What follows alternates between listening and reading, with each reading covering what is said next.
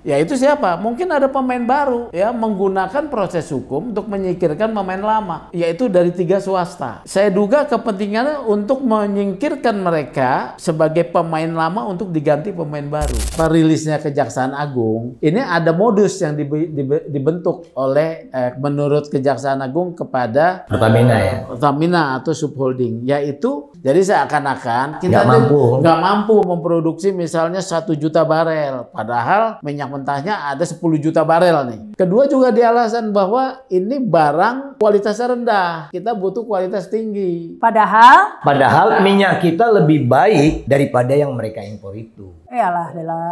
Itu dia. Jadi yang berikutnya, pelaku yang paling jahatnya malah nggak ditangkap. Kami yakin dan ragu. Dari beberapa kasus membuktikan hitungan-hitungan Kejaksaan Agung dan BPKP itu keliru. Dari oplos berpindah menjadi blending, kemudian nama perkaranya sendiri, tuduhan itu.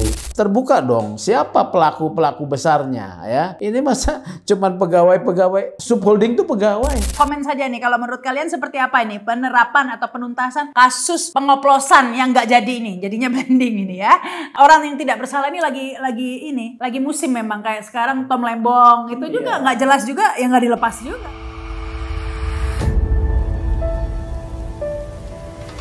Kasus yang sebenarnya memang kerap terjadi nih ya, mulai dari banyak emas palsu, minyak kita ternyata literannya kurang begitu ya. Tapi kita tertimpa banyak isu yang serupa kasus korupsi. Tapi sebenarnya kita saat ini ingin membahas kasus korupsi yang serupa itu, ini sebenarnya mega korupsi begitu ya. Dan berhubungan langsung dengan rakyat dan sempat membuat heboh rakyat, yaitu kasus pengoplosan BBM yang sudah dikoreksi oleh Kejaksaan, bukan pengoplosan tapi blending begitu ya. Nah, namun meskipun sudah dikoreksi tidak ada pengoplosan, tetap saja ada 9 tersangka yang sudah ditetapkan oleh Kejaksaan Agung. 6 diantaranya adalah pejabat publik, 3 adalah pihak swasta. Nah, apakah penetapan tersangka ini sudah tepat begitu ya? Mengingat kasus pengoplosannya katanya sudah dibantah, bukan pengoplosan, blending ya. Publik ingin tahu apa sebenarnya yang terjadi. Kalau bukan pengoplosan tapi blending, mengapa ini 9 tersangka ditetapkan? Benarkah penetapan 9 tersangka ini, ataukah hanya ingin menutupi permainan yang lebih besar lagi sebenarnya? Dan apakah masih ada modus-modus korupsi lain yang lebih besar di samping blending atau pengoplosan minyak ini? Nah, ini yang kemudian dicurigai ya oleh banyak pengamat, yang salah satunya ini salah dua ini ya sudah hadir ya di studio Reality TV. Ada Mas Sugeng Teguh Santoso dari IPW Indonesia Police Watch. Assalamualaikum. Waalaikumsalam Mbak Rahma, ketemu lagi. Kemudian ada Bang Iskandar Sitorus, Indonesian Audit Watch. Halo, apa kabar Bang? Alhamdulillah sehat, Mbak. Jerohannya negara dia tahu nih. Oh, namanya aja Indonesian Audit Watch. Ya, diharapkan nanti banyak bocoran begitu ya. Bocornya halus. Tapi begini nih, saya ke Mas Sugeng dulu deh.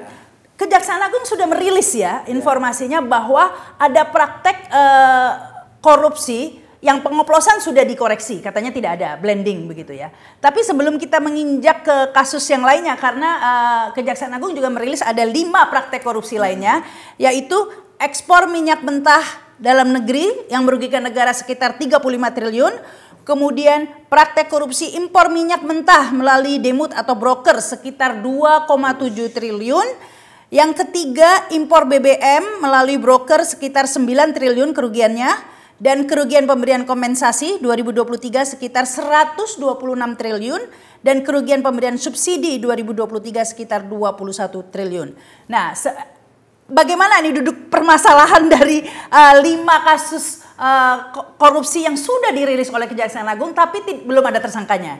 Karena 9 tersangka yang sudah ditetapkan itu adalah tentang kasus pengoplosan alias blending ini yang sudah dikoreksi blending. Nah, ini sebelum silakan ini. Begini Mbak Rahma. Kan kalau penegakan hukum korupsi kita dukung dong, ya kan? Yang tidak boleh itu melakukan penegakan hukum korupsi tebang pilih, ya. Kemudian melakukan penegakan hukum korupsi menutupi koruptor yang harusnya diminta pertanggungjawaban. Yang lebih besar. Ya, ya. Yang ketiga, mencari keuntungan dari oknum aparat penegak hukum di dalam pemberantasan korupsi. Nah, kalau kita tadi bicara lima komponen ya, berangkatnya dari kerugian negara. Dari tadi ada 9 ya tersangka ya. Memang ada yang terkait dengan kerugian negara ini. Mungkin sudah tepat ya, 6 lah. 6 itu dari unsur penyelenggara negara, dalam hal ini adalah Pertamina dan subholdingnya ya.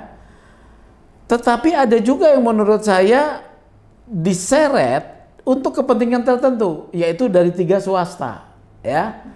Saya duga kepentingannya untuk menyingkirkan mereka sebagai pemain lama untuk diganti pemain baru. Nah, ini ketiga tersebut adalah ada dari swasta tuh ya, ada nama Kerry, ada nama Dimas, ada nama Gilang. Gading. Jadi ketiga ini. Jadi, nah ada teorinya nih Mbak, sebetulnya ya, penegakan hukum itu kan, tujuan hukum itu kan ada 3 ya. 1 keadilan, yang kedua kemaslahatan, ketiga kepastian. Kalau kepastian mungkin sedang dicari ya, bahwa orang yang melakukan tindakan salah harus dihukum. Nah, kemanfaatan mungkin juga ada di sana. Kemanfaatan yaitu bahwa kerugian negara yang sudah terjadi mau dipulihkan. Tapi ada juga yang numpang kemanfaatan ini gitu loh ya. Yaitu siapa? Mungkin ada pemain baru ya, menggunakan proses hukum untuk menyingkirkan pemain lama. Nah, kalau keadilan ya, keadilan ini yang jadi problem. Dari 5 komponen ini Mbak ya, ini komponen ini harusnya diminta pertanggungjawabannya kepada Pertamina ya, bukan hanya kepada subholding ya. Apalagi swastanya ya, karena kalau ditarik ya, saya belum bicara oplosan loh ya, ditarik dia membatasi nih bahwa penyidikan ini untuk 2018 2019 2023 2018-2023, subholding Patra Niaga itu baru muncul kalau tidak salah 2021. Jadi dari 2018 sampai 2021 ini harus diminta pertanggungjawabannya langsung kepada board Pertaminanya, bukan anak usaha. Ada nggak di dalam ini? Nggak ada. Ini artinya apa? Keadilannya sudah tidak ada ya. Jadi gitu. Kemudian bagaimana kalau kita sebagai pengamat ya, IPB kan mengamati nih ya. Bagaimana kemudian cara mau menyingkirkan pemain lama? Pakai bahasa oplosan tadi.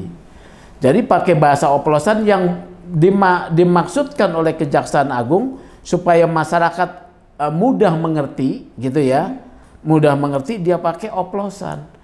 Padahal oplosan adalah satu tindakan yang dilarang ya, sehingga masyarakat paham. Tapi Kejaksaan Agung ini enggak memperkirakan ternyata menjadi satu blunder, yaitu bahwa masyarakat menjadi tidak percaya pada produk Pertamina. SPBU ditinggalkan ya sementara kemarin tuh. Kemudian juga yang perusahaan asing dibeli ya. Tetapi ketika itu terjadi ya, mungkin kejaksaan sadar nih, kalau tuduhan oplosan seperti polisi bilang nih ya, bahwa minyak kita dari 1 liter hanya menjadi 800 ml, dia punya buktinya, dia tunjukin. Kejaksaannya ada nggak buktinya? Kemudian baru dia ngomong, oh bukan oplos, namanya blending. Oh, blending ada aturannya. Blending itu adalah satu praktek lazim di dalam bisnis migas. Diatur berdasarkan ketentuan Kementerian SDM. Ya.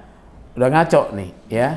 Tetapi hoax ini, karena hoax yang bikin itu adalah pemerintah, nggak ada pertanggungjawabannya. Nggak dilapor polisi. Nah, tapi tunggu, pertanyaannya kan tadi ada 3 swasta yang ditahan ini, tuduhannya pengoplosan. Pengoplosan. Pertanyaannya bener ngoplos nggak mereka? Jadi begini, yang saya kan juga menghimpun data ya. Tentu kemudian saya mendapatkan data dari pihak yang sekarang ditahan nih. Ya, saya mencari sumber lah, saya dapat data. Mereka itu ada kontrak, ya. Kontraknya bahkan sebetulnya bukan di tahun 2023, dari tahun 2014 ya. Dulu namanya Intanking ya, Indonesia, PT Intanking Indonesia. Kemudian mereka akuisisi di 2018, diakuisisi ya. Jadi itu berlanjut tuh ya, diakuisisi. Nah, situ ada kontrak penerimaan, penyimpanan dan penyerahan BBM ya. Jadi mereka punya storage besar di Merak. Nama PT-nya adalah OTM ya, Orbit Terminal Merak. Nah, di dalam perjanjian itu, dalam perjanjian yang mereka buat dengan dulunya dengan Pertamina, kemudian dirubah menjadi entitasnya subholding, itu ada perjanjian selain penyimpanan itu melakukan blending atas permintaan Pertamina. Jadi mereka melakukan blending itu sebagai praktek pencampuran ya bahan bakar dengan satu zat adiktif tertentu untuk mencapai RON yang diharapkan. Itu sah. Nah, sekarang dibilang oplos ganti blending, blending legal. Tunggu, atas dasar apa ini Kejaksaan Agung menetapkan 3 swasta tersebut sebagai tersangka ya? Jika tadi dikatakan tidak ada bukti 1 liter pun ya bahwa memang RON-nya diturunkan, karena kan kalau itu sampai 2023 kalau menurut saya ini atas dasar apa? Nggak ada dasarnya ya kalau menurut saya. Ini adalah ngawur-ngawuran ya kalau menurut saya gitu. Atau berdasar kontrak tadi yang kontrak. Tapi di kontrak bunyinya blending. Blending. Bukan ya, oplos. Bukan oplos. Dan kontrak itu dari 2014 loh. Kalau kita mau menegakkan hukum berarti blending ya. Ya katakanlah sejak 2014 harus diperiksa ya. Ini kenapa kok hanya dibatasi waktunya 2018? Nah, itu tebang pilih. Oh, karena ada seorang dong ini, iya, 2014 ada pihak lain. Iya, di 2018 pun sebetulnya harusnya kan tadi Pertamina sampai 2021. Harusnya kan 2021 kan baru kemudian Patraniaga muncul. Bukan Pertamina lagi, tapi kan sudah dilakukan peristiwa pencampuran itu pun sudah sebelumnya ya. Jadi begitu. Jadi dari 2014 sampai 2018 2014 itu kontraknya itu penerimaan penyimpanan ya, saya luruskan dulu ya, penerimaan penyimpanan dan penyerahan bahan bakar ya. Kemudian di 2018 itu ya ada kemudian proses blending ya, ada addendum, ada addendum blending. Nah, blending itu disepakati ya. Jadi bukan oplos. Yang kedua, pembuktiannya ketika ngomong oplos ya, ngomong oplos nih ya, kan dia harus buktikan bahwa yang dikatakan kualitasnya membuat rendah, membuat kendaraan jadi rusak, dia harus buktikan di kejaksaan. Seliter juga nggak ada. Nggak ada barang. Ya mungkin ini oplos perbedaan banyak yang nggak ngerti kan oplos sama blending, jangan-jangan mudik sama pulang kampung gitu kan orang-orang bilang. Kalau oplos kan begini ya, ini barang kualitas rendah ya dicampur dengan barang kualitas tinggi ya, dicampur dijual dengan harga kualitas tinggi ya. Kalau blending beda, pencampuran BBM dengan menambahkan zat adiktif untuk mencapai standar kualitas tertentu yang lebih baik.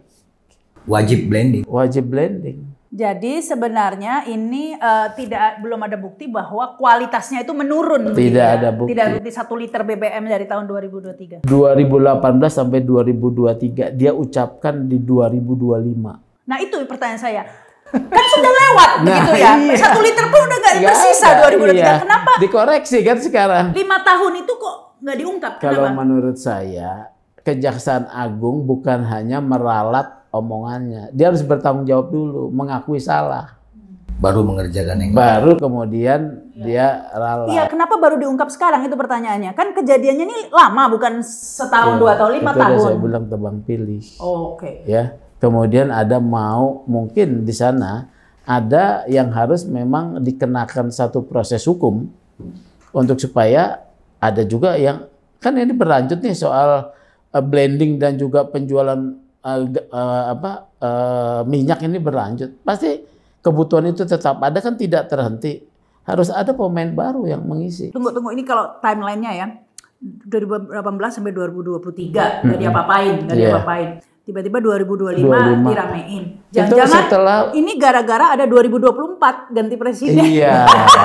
jadi Jangan-jangan. bisa jadi. Ada yang minta Tapi lahan kan parkir gitu kan. Pak Prabowo bilang pemberantasan korupsi. Jadi itu pakai judulnya itu. Ya itu loh judulnya, Ini- ada judulnya lah. Ini sekarang akan ditambahkan ini Pak Iskandar. Gimana namanya? Jadi gini, terima kasih Mbak. Kita sepakat dengan Pak Sugeng, malah lebih luas. Jadi begini Mbak, kita analitatif terhadap penamaan kasus ini.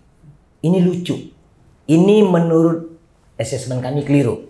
Ini tindak pidana korupsi tata kelola minyak mentah dan produk kilang pada PT Pertamina Persero, subholding dan kontraktor-kontrak kerjasama. Ini salah Mbak. Ini lompat. Harusnya produk kilang pada Pertamina berdasar kontraktor kerjasama baru masuk subholding. Itu yang benar. Begitu judul perkaranya atau penamaan ini keliru, maka keliru. Yang nomor 5 berikutnya Mbak, ini lucu ya. Ekspor minyak mentah dalam negeri, ini keliru. Harusnya disebut mengekspor minyak bagian pemerintah CQ Pertamina ke luar negeri. Itu harusnya. Baru Itu saya mau tanya. impor minyak mentah, itu benar. Lalu impor BBM, itu benar kalimatnya. Yang lucu nomor 4 dan 5. Kerugian pemberian kompensasi ini apa sih? Itu Apa kan itu kebijakan pertanyaan saya? pemerintah. Bukan Bang. Ini cost recovery atau subsidi. Subsidi. Karena nomor 5 disebut lagi. Subsidi. Kerugian pemberian subsidi. Ini nggak jelas. Oh, kompensasi sama subsidi beda kan? Apa? Enggak Mbak, ini tidak ada kompensasi. Yang ada adalah biaya cost recovery. Yang harusnya dikembalikan Bukan kompensasi ke rakyat, nggak ada BLT itu nggak ada. Subsidi. Oh, itu dua lahan berbeda. Ini kan dalam produk minyak mentah. Mbak. Oh. Kalau disebut subsidi, maka tidak ada kasus oplos, tidak ada namanya kasus blending. Yang ada adalah kasus markup. Nah ini dia. Jadi kalau kita sebut bahwa ini unik. Persoalan ini sesungguhnya terjadi begini Mbak. Ini ada kontraktor-kontrak kerjasama, banyakkan perusahaan asing. Kurang lebih dari dulu jumlahnya 120, sekarang tinggal 70-an. Ini kontraktor-kontrak kerjasama asing menemukan satu wilayah area migas. Itu ada dia key area, others area yang bisa diekspor. Maka setiap kontraktor-kontrak kerjasama ini partnernya kepada Pertamina, wakil negara untuk mendapatkan hasil dari baik itu gas dan atau crude. Itu yang sebenarnya terjadi. Inilah yang disebut diekspor. Bukan diekspor dalam negeri. Ini kan kalimatnya unik nih. Bentar, minyak mentah dalam negeri. Sebelum lebih jauh dari situ kita ini dulu ya, kita bedah satu-satu nih ya. Pertama kasus oplosan blending udah dibantah. Dibantah. Berarti tidak ada dong. Dibantah artinya tidak terjadi dong. Tidak terjadi. Harusnya bukan hanya minta maaf, dia harus meralat walaupun itu omongan. Kalau kita lihat judul malah lucu lagi. Judul perkaranya udah lucu yang ditetapkan itu. Jadi sudah tidak ada kasus blending ini tidak dipermasalahkan. Berarti tidak bermasalah dong ya. Betul. Mestinya Dari dia tiga swasta Harusnya tadi. dilepas. lepas dulu dong. Lepas dulu. Karena dia terkait kasus blending katanya. 9-9-nya lepas dulu. Kalau memang Anda mau perbaharui, panggil lagi. Oke. Sudah tadi itu sudah aneh ya, karena kan kasusnya udah diralat begitu ya, nggak jadi lah istilahnya, sorry nggak jadi gitu kan ya. Tapi orang masih ditahan. Ya orangnya masih ditahan dan dengan kasus yang nggak jadi tadi, ya gitu kan ya. Nah tapi bersamaan itu Kejaksaan Agung juga merilis 5 kasus korupsi juga modusnya tadi itu kerugian. ya. Satu-satu kita bedah ini Pak Iskandar. Ekspor minyak mentah dalam negeri sekitar 35 triliun kerugiannya. Ini saya sebagai orang awam juga nggak ngerti. Kita ini kan importir minyak. Ya, kok kita ekspor? Kalimat yang tepatnya adalah Ekspor. bagi hasil kontraktor-kontrak kerjasama pada PT Pertamina diekspor. Itu kalimat. Bagian pemerintah. Iya. Oke, ini agak nggak mudah. Kita jelaskan dulu. Ya, kita jelaskan dulu ke publik ya. Jadi gini mungkin ya, koreksi saya jika salah. Jadi Pertamina kerjasama dengan Exxon lah. K3S Exxon, ya. Atau Caltech lah Caltech, misalnya. Exxon itu ada sekitar 78 perusahaan K3S. yang mayoritas asing. Iya, mayoritas Ya, asing. sudah kerjasama untuk Eksplorasi. di Indonesia. Iya. Yang katanya berapa barel itu Iya. ya itu kan. Hanya tinggal 800.000 barel. 800.000 barel tadi itu. Nah, itu dieksplorasi, kemudian bekerja sama ini di blending. Enggak, dapat hasil dulu. Oh, dapat hasil. Oh ya, dapat hasil berupa crude. Minyak mentah. Iya. Ya. Nah, crude ini harusnya di blending. Bagian dari Pertamina, di blending dirinya sendiri harusnya. Di blending oleh Pertamina, Iya. kemudian bisa digunakan di dalam negeri. Iya. Yang terjadi, Ini justru Pertamina menolak untuk menerima, tapi terima cash. Itulah diekspor oleh perusahaan kontraktor. yang terjadi Pertamina tidak menerima minyak mentah itu, crude itu diberikan kepada K3S tadi itu, 78 perusahaan tadi itu untuk diekspor. Iya. Diekspor. Dijual Dijual. oleh Pertamina. Dulu kan melalui apa tuh SKK Migas segala macam, BPH Migas gitu ya. BPH Migas dijual. Alasannya kenapa Pertamina tidak mau menerima?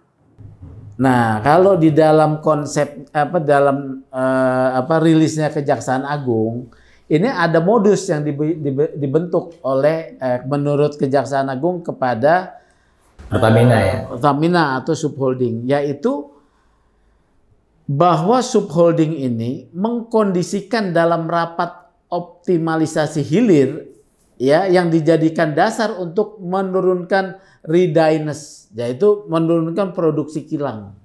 Jadi seakan-akan kita nggak mampu memproduksi misalnya 1 juta barel, padahal minyak mentahnya ada 10 juta barel nih, nggak mampu. Jadi kita hanya mampunya terima sedikit, ya itu satu, ya.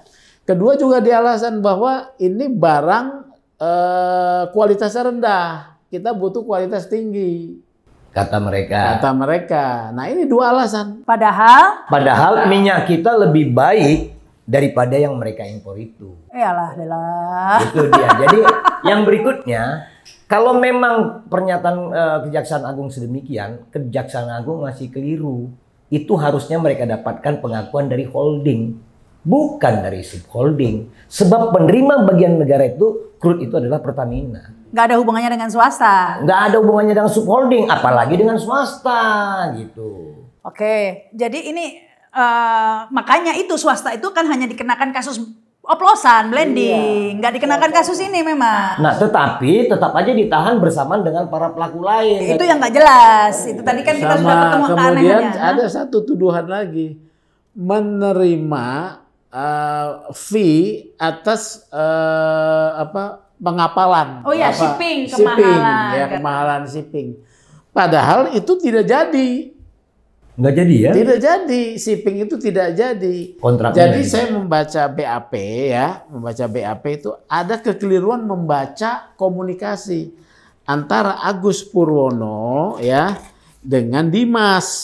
Nih ya.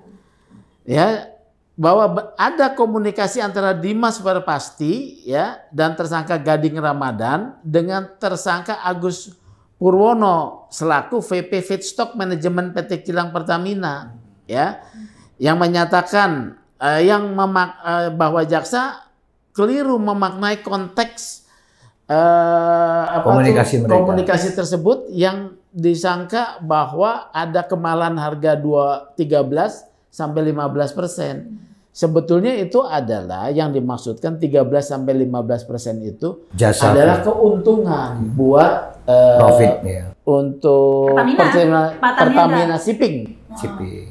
Kan yang mau pengapalan ini yang ngurus Pertamina Shipping nih. Jadi lu dapat nih 13 sampai 15% kalau gua pakai tankernya yang perusahaan pihak ketiga. Gua minta 2% aja.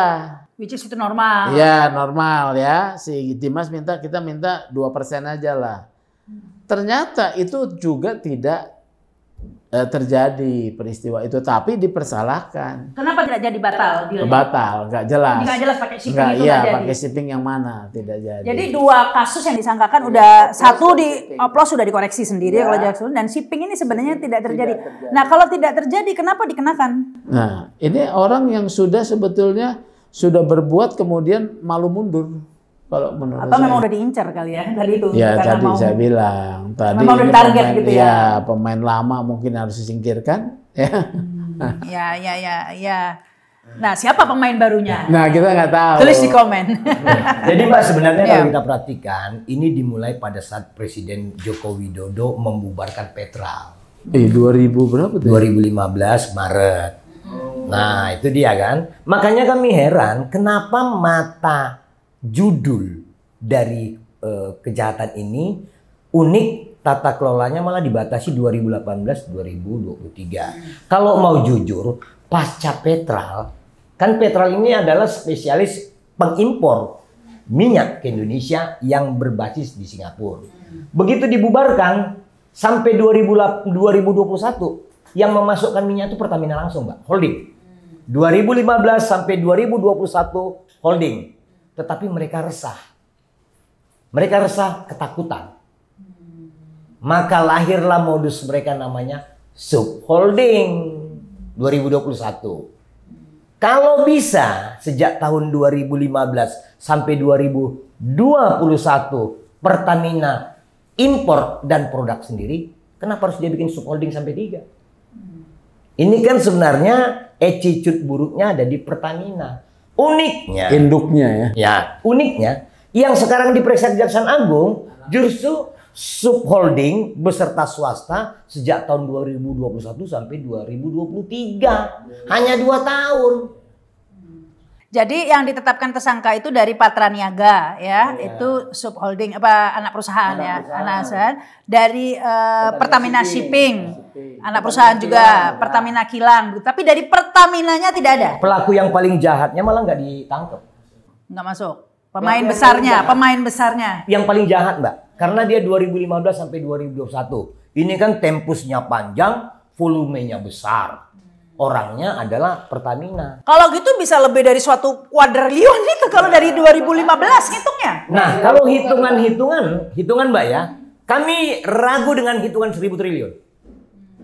Kami ragu dengan itu. Jadi berapa yang punya apa mendekati? Kalau kasus ini adalah kasus markup, paling tinggi estimasi 30% dari anggaran yang digelontorkan negara.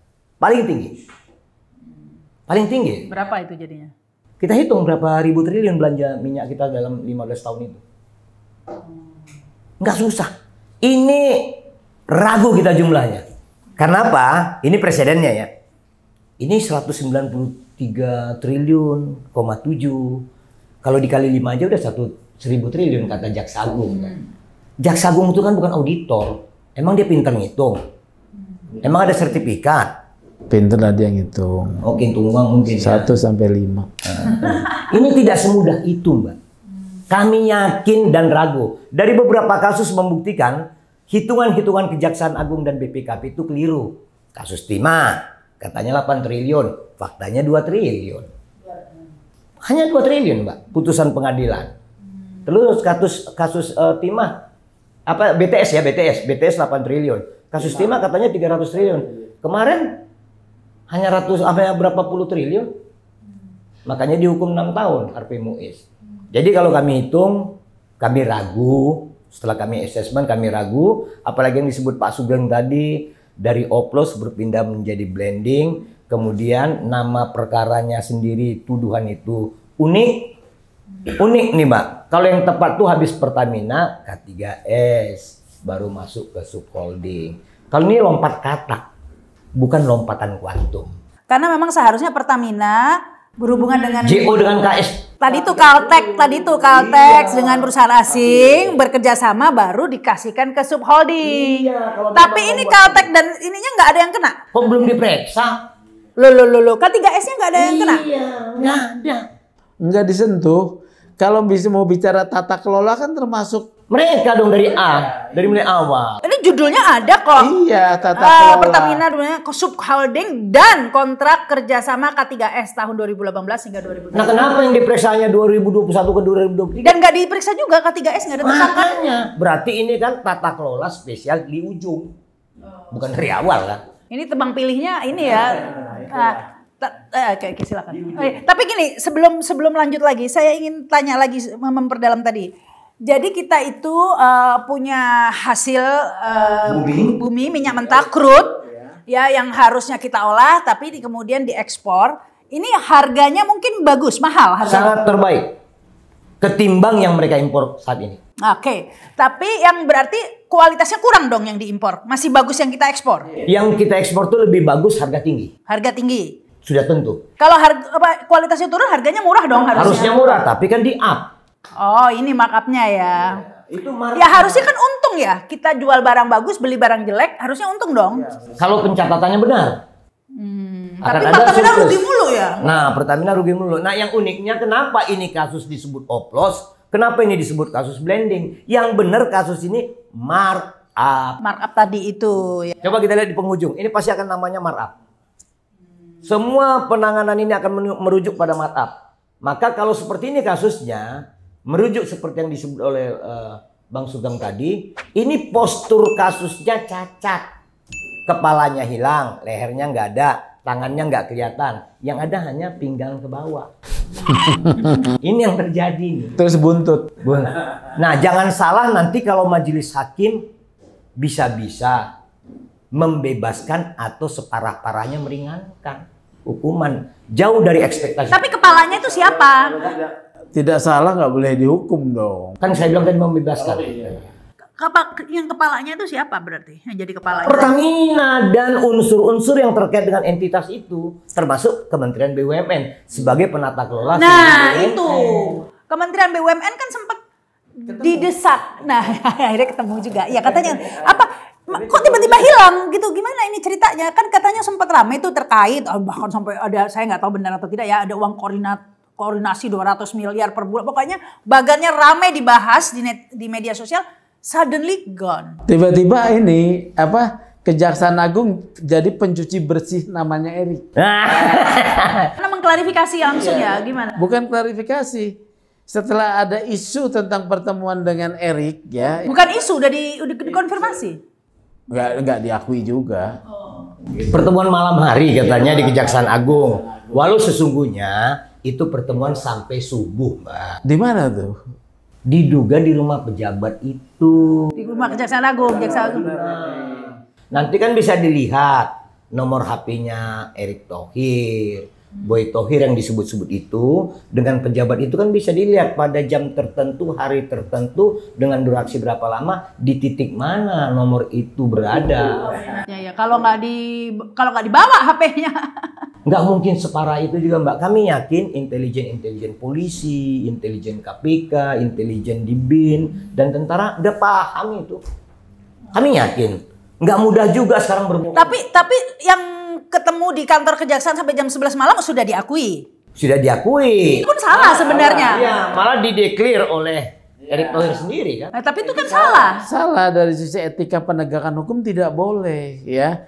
Apalagi kalau sampai subuh ya, sahur bareng. Dia sedang menangani kasus di bawah kepemimpinan Erick Thohir.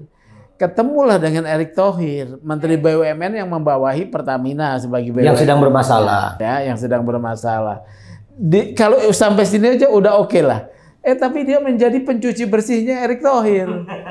Jadi dia cuci, bukan di blending ya, di washing ya. Jadi ini sebenarnya ada perkara washing nih kan. Karena kejaksaan juga mengingat bahwa Erick Thohir tidak tersangkut begitu ya. Padahal belum diperiksa, kok tahu udah tidak tersangkut. Sudah pagi-pagi bilang bahwa Erick Thohir tidak terkait dengan perkara ini. Waduh, berapa itu?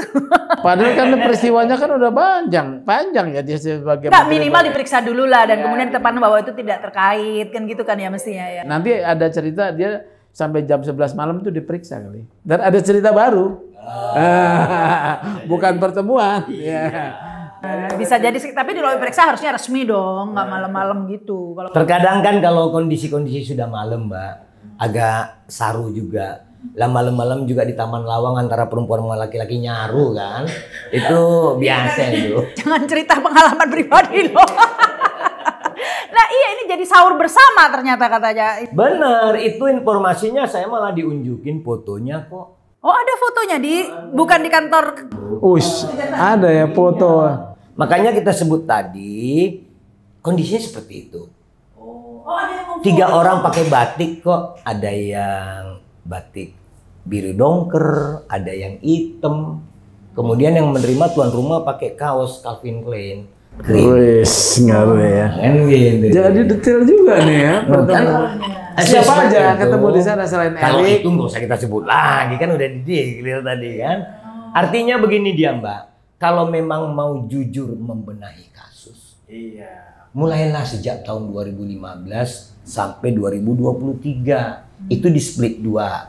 Pelakunya 2015 sampai 2021 adalah Pertamina Holding.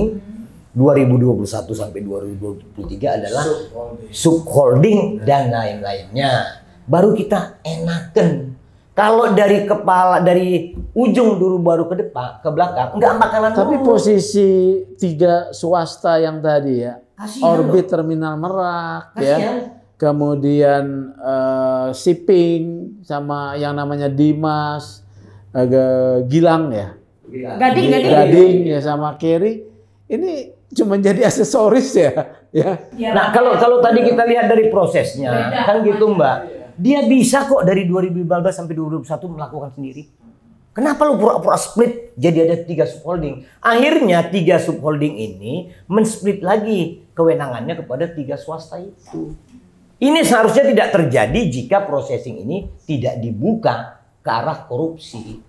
Gitu loh Mbak. Jadi ya saya tekankan sekali lagi di sini kita bukan mau membela koruptor begitu ya, bukan mau membela koruptor 9. Tapi tegakkan dengan konsisten lah. Malah Mbak, kami pengen koruptor sampai tahun 2015-nya ditangkep. Ngapain bela yang di sini Mbak? Yang paling besar tuh di sini. Iya. Ya. Dan apalagi yang lebih penting lagi menangkap penjahat yang paling jahat tadi, kata Bang Iskandar tadi, begitu kan ya. Nah jadi ini yang kita sebut bahwa prediksi kami nama perkara ini akan berubah nantinya ketika sudah sampai ke pengadilan. Prediksi kami. Ini buntutnya nama yang benar adalah penamanya adalah markup. Kasus markup ini.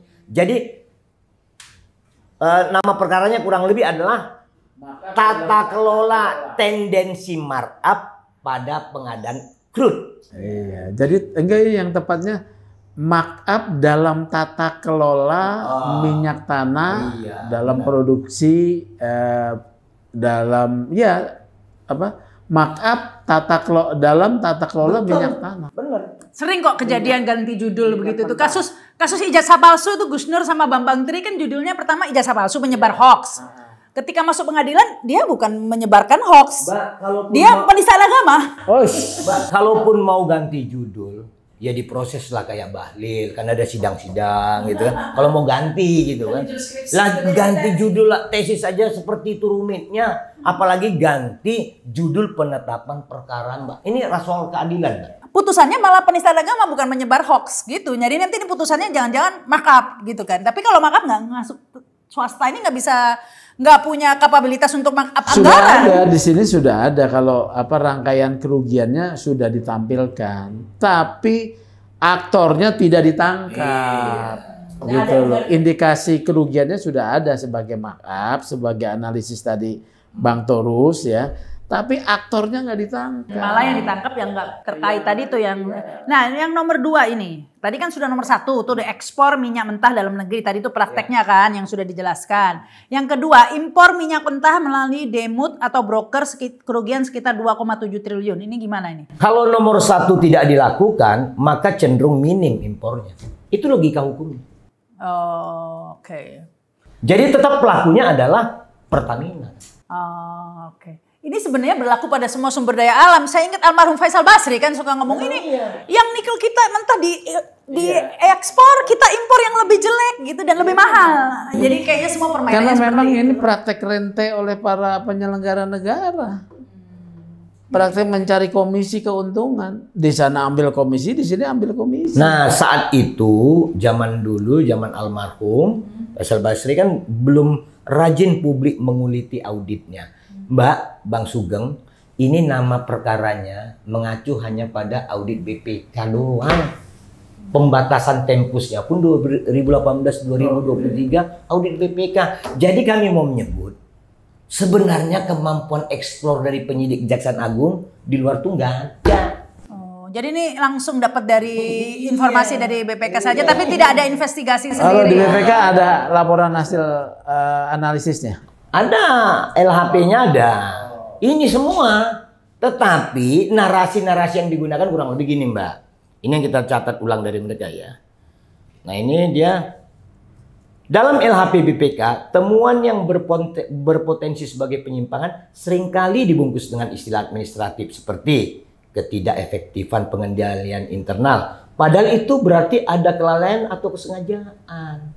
Nah ini kawan-kawan penyidik Kejaksaan Agung terjebak pada narasi audit gitu loh. Bang Terus, kalau memang ada yang harus bertanggung jawab yaitu Pertamina, ya. Kemudian untuk memutuskan ekspor bagian dari pemerintah, kemudian membeli, itu kan board of director. Bukan hanya board, Pak. Itu pasti ada Menteri SDM dan Menteri BUMN. Nah, Itu pasti ada persetujuan dari mereka. pada tingkat eksekusi ya, ini kan boardnya dong, hasil rapat. Tapi dia minta persetujuan tuh. Ya, Karena itu milik negara, bukan milik Pertamina. Jadi ekspornya nggak mungkin dong anak perusahaan yang mutusin. Nggak mungkin. Minimal Pertamina dan Menteri BUMN dan SDM. bagian milik negara, bukan bagian milik Pertamina, bukan. Ini bagian milik negara kok. Bagian milik Kalau negara. Kejaksaan Agung tidak memeriksa Pertamina, sama dengan Kejaksaan Agung mengamputasi negara. Itu artinya.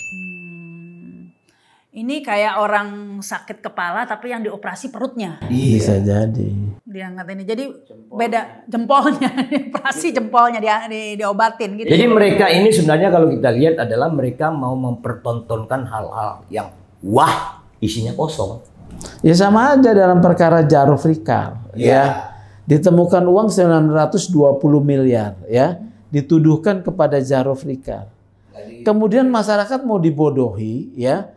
Ini nggak disebutkan duit dari siapa. Siapa aja gitu kan. Siapa aja, gitu loh. Itu kan udah ada yang mau disembunyikan. Sama nih modusnya nih.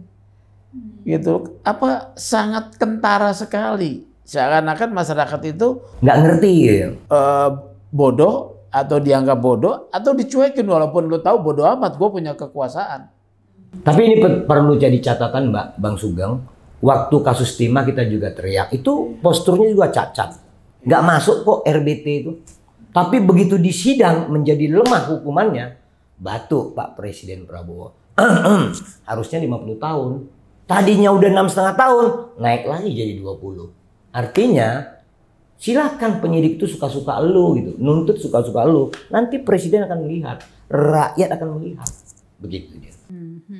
Tapi ini kan sudah dirilis oleh Kejaksaan Agung ya 5 modus korupsi ini, yaitu ekspor minyak mentah dalam negeri, tadi itu prakteknya, impor juga praktek korupsinya. Tapi Kejaksaan Agung menjelaskan nggak seperti yang dijelaskan tadi itu? Benar seperti itu nggak? Nggak ada. Cuma ditulis dikasih tahu ada korupsi gini aja. Kerugian 35 triliun ini kerugian apa aja gitu? Jadi ada komponen kerugiannya tetapi tidak didalami. Siapa yang menyebabkan kerugian? Keputusan siapa yang menyebabkan kerugian? Enggak dijelaskan. Nah ini Bang, kita tambahkan sedikit mungkin. Ini kan ininya nih. Iya itu rilis dari Rilisnya cuma terlalu sederhana. Ujung-ujungnya dikaitkan dengan subholding saja, dibatasi subholding dan juga 3 orang swasta. Nah tapi ini ekspor loh, ekspor masa urusan subholding? Nggak ada urusannya, urusan swasta nggak ada. Jadi begini dia Mbak, ini kalau kita mau merunut supaya kawan-kawan Kejaksaan Agung itu makin cerdas. Ini bocoran nih kawan-kawan penyidik. Untuk nangkep holding, ini dari teman-teman auditor yang di sana. Memang rapat-rapat penentuan crude dan tata kelola itu tidak pernah dipimpin oleh Dirut. Tapi percayalah, perintah verbal dari Dirut selalu ada sebelum rapat. Itu untuk kawan-kawan Kejaksaan Agung. Memimpin jadi salah satu board direktur apa tuh? Abang bilang itu mimpin rapat. Haryo. Nah, kan dia mimpin rapat tuh. Sepertinya tanggung jawab di dia. Enggak, sebelum rapat Haryo udah dititipin verbal. Iya, Dirut. Siapa? Dirutnya Nike. Nike yang sekarang terakhir, sebelumnya Sebenarnya ada juga. modusnya selalu gitu. Oh, berarti itu dong yang sekarang kena perkara tuh. Iya, di KPK. KPK. Oh Karens. Karens. Waduh, kalau itu kena lagi. Enggak, kalau dia udah sempat lewat Bang, itu kan zaman. Oh 2011 dia ya.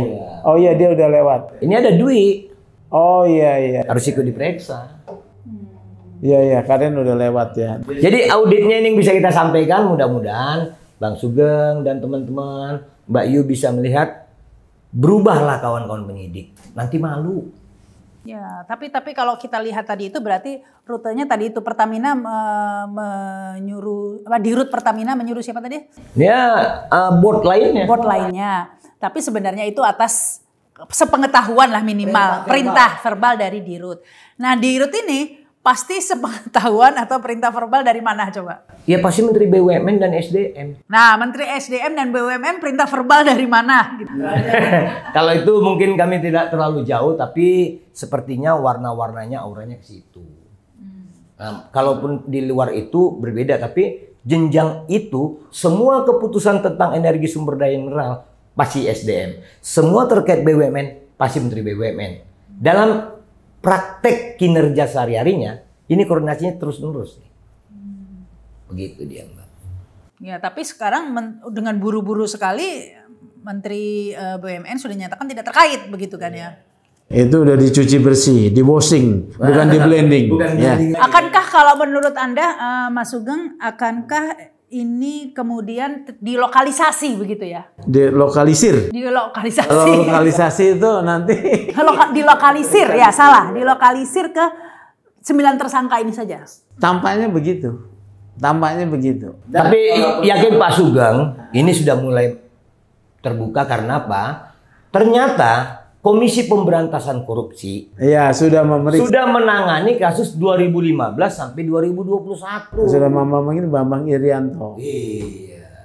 Ini kasus Petra. Terus ada gugatan juga kepada Widodo Ratana Kaitong. Betul. Siapa tuh? Dia ini dulu yang tahun 2013 dituduh menyuap Rudy Rubiandini, ketua SKK Migas. Tapi dia orang warga negara Singapura, nggak bisa kesentuh lah. Dan dia masih sebagai pembeli loh, pembeli crude oil sampai sekarang. Dan pertanyaan saya lagi, kenapa 7-8 perusahaan yang tergabung dalam K3S ini kok tidak tersentuh sama sekali, yang kebanyakan asing tadi kata Anda tadi? Minimal dipanggil jadi saksi dulu dong. Itu kenapa itu kira-kira penyebabnya kok nggak? Karena masih ekornya yang dia pukul ini, yang masih holding doang. Mereka nggak berani masuk ke holding. Oh, takut nanti nyebar ke begitu. Karena takut ini ditangkap nanti gigit biangnya ya kan. Tapi kami percaya karena KPK sudah manggil juga Dirut Pertamina, walau dia mangkir, karena kita dengar juga udah seminggu ini dia tidak di Indonesia gitu kan. Kita dengar gitu kan. Mungkin lari kali ya, mungkin ya. Sekarang siapa sih Dirut? Sebelum ini, sekarang Simon, tapi sebelumnya kan Nike. Ya kan? Tapi balik lagi ke kasus pengoplosan ini Mas Sugeng, katanya Mas Sugeng kan tadi sudah dibantah juga tidak ada. Tapi kenyataannya publik kan, ya saya baca di media sosial ada yang bilang mesinnya apa sampai hitam itu tangki ininya atau apa, banyak keluhan-keluhan, laporan. Jadi emang sebelum kasus ini dimunculkan ke publik, itu di medsos sudah ada pendahuluan terkait dengan adanya tangki yang hitam, kemudian mesin mobil rusak, ya. Ini ada nih cerita. Kemudian sekarang ada makin kencang, ya. Makin kencang. Tetapi kan ini nggak pernah dilakukan pemeriksaan secara laboratoris. Sebabnya kenapa? Apa karena memang oplos, ya? Dan Kalau siapa yang oplos? Karena di Medan kemarin oleh polisi, ya, bisa kemudian satu SPBU disegel, ya, itu memang minyak oplosan. Ketika didalami, pelaku oplosannya adalah bukan Pertamina, pihak lain. Ya bisa juga. Ya, pihak lain yang sudah diputus kontraknya dengan Pertamina. Memang mereka mengoplos. Dan ada juga itu Bang Sugeng, sumur-sumur yang ilegal di Sumatera Selatan itu ada kurang lebih 11.000 sumur. Itu menghasilkan minyak kalau di rata-rata 65.000 barel per hari seluruh Indonesia. Ini disedot, di blending mereka, lalu ini yang di Mereka itu siapa? Ya orang-orang jahat itu di backing oleh aparat, baik hijau, coklat dan lain-lain.